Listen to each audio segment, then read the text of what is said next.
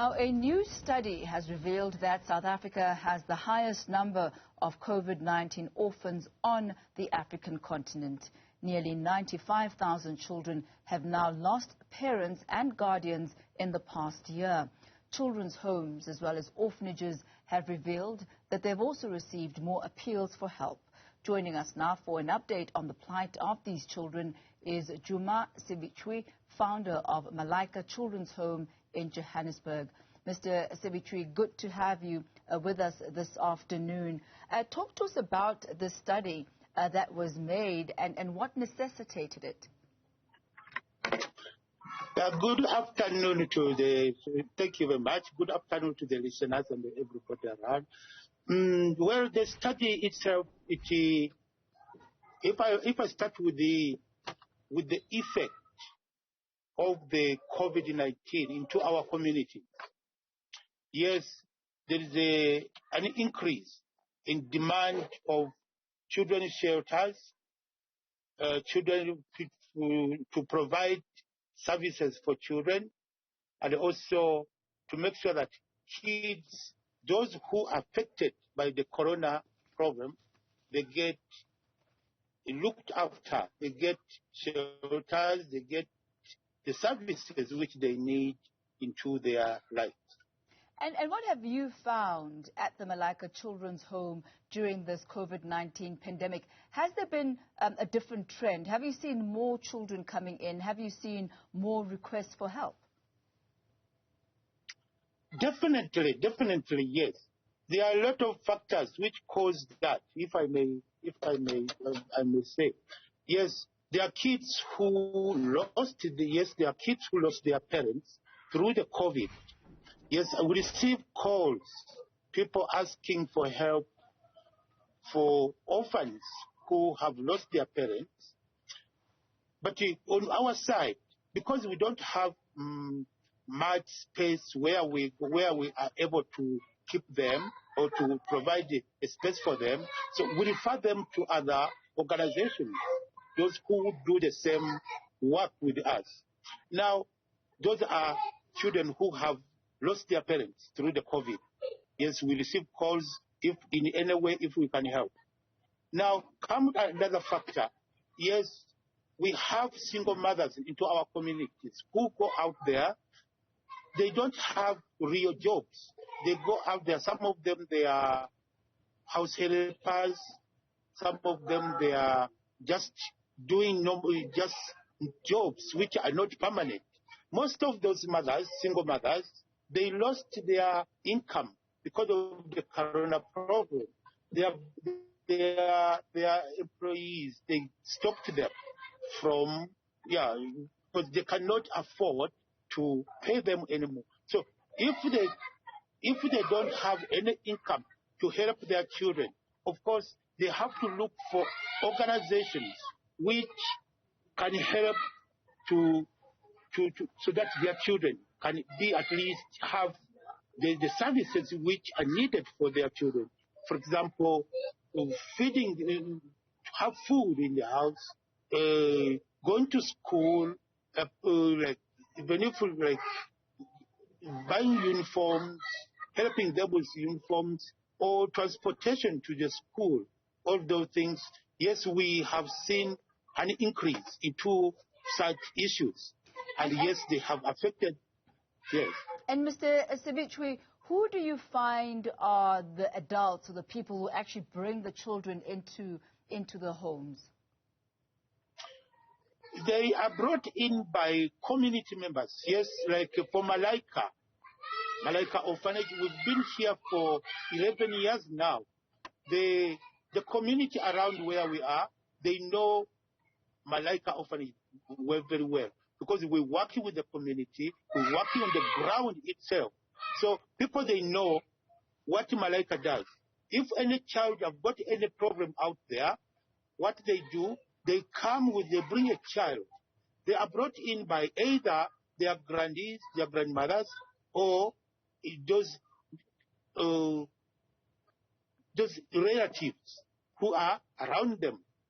Some of them, they're brought in by just strangers who does not know them, someone who saw a child stranded somewhere, then they try to find where they can help, where they can take this child to get help. They are brought in by community members, by people around who knows Malaika, what we do. You mentioned a very interesting dynamic there, and that is children actually being brought to their home by their own relatives.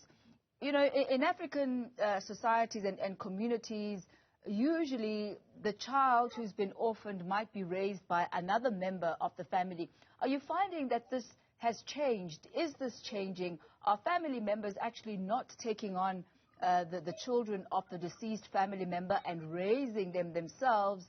Are families now actually passing children on to homes such as yours?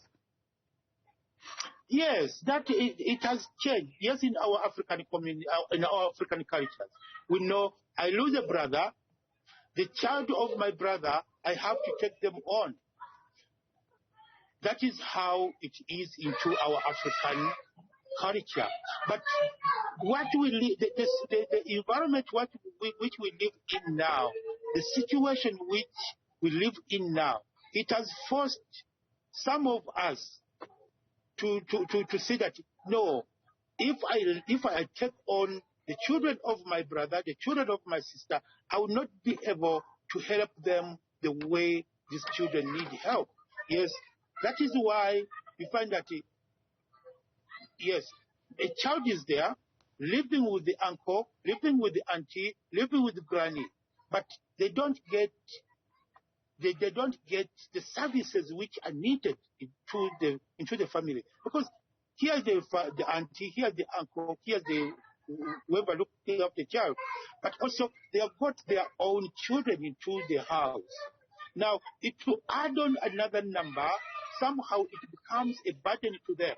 So what they do, in most cases, they look outside to see how can they give more to this child instead of just say that, okay, I'm going to live with the child as long as they get food, they get a shelter to sleep.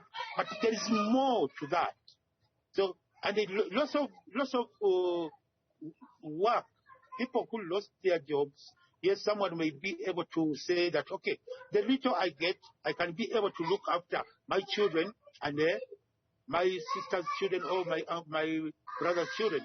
But if you lose your income, you find that you are unable to provide for all of them. So what they do, some of them, yes, they look at other alternatives, like home or children's homes, so that they can be able to get more services than what they can provide.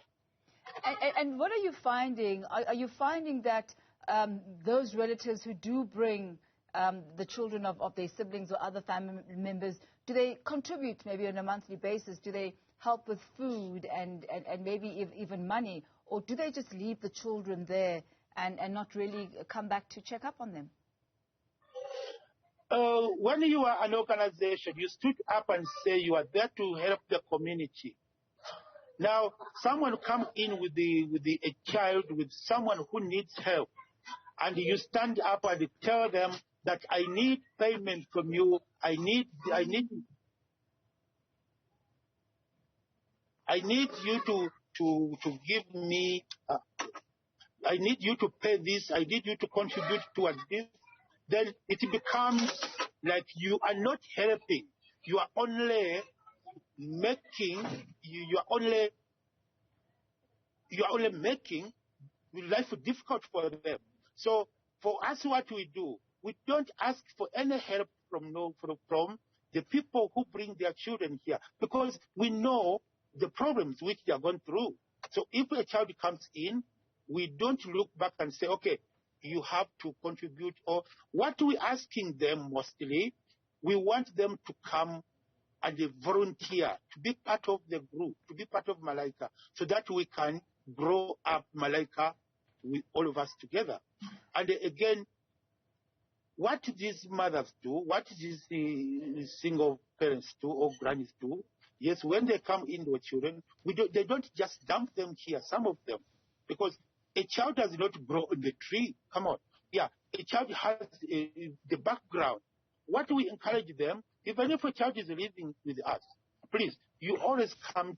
We have to keep the communication between us and you, so that we know, you know how the child is.